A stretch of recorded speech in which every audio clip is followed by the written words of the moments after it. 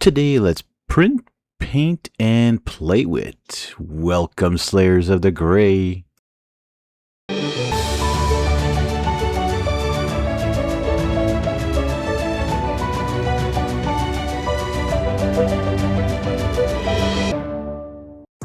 Okay, so today we're doing a little something different. We're actually going to print out one of these free miniatures by Malediction, which is the Tragedy of the Wrong. They're giving this away. I don't know if it still is, but they were before their new sets came out. And so I decided to print this out on my Bamboo Lab A1 Mini and gave it a primer of Russian Green Vallejo primer.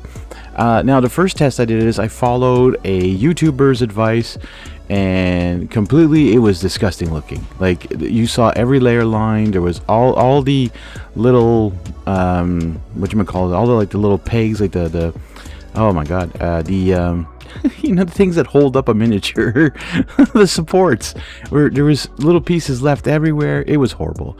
Anyways, I'm giving it a zenithal of white here, white ink, and I put a little bit of matte varnish on it just to protect it before I went on to plasmatic bolt. Now, I actually forgot the color of Ghost is supposed to be the pastel sea foam, and then I also didn't like too much with this. It was like way too brightly blue, so I come in back again and I dry brush some white back over it, and then I use another a actual Citadel technical color coming up, which is Tesseract Glow, through the airbrush, by the way. So I had to water this down. Well, I used some flow improver, some medium, whatever, I don't remember what it was, and then I put it right through. And again, I think I put it too close to it.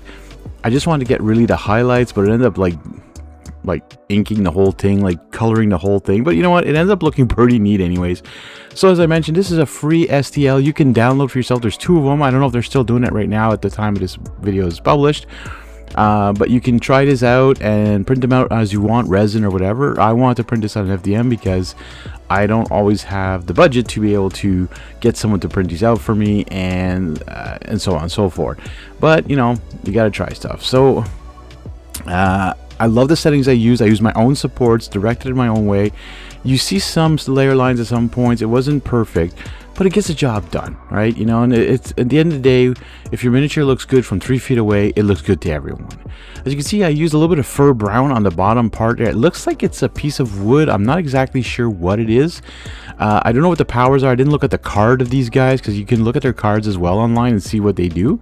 And you add this to your Malediction game. This is another unit that you can use, that you can cast against your enemies, which again, Malediction, by the way, amazing game. It's like Magic meets a skirmish game.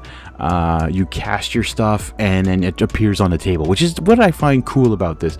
Like, that's what I loved about Magic, is you had the imagination of casting a dragon, of sending out a weird looking worm, whole bunch of goblins. Well, this brings it to life. Now, you don't need the printed miniatures. You can use the standees and you can use just a cardstock terrain. You don't need to print all that stuff out. You can save yourself lots of money with that.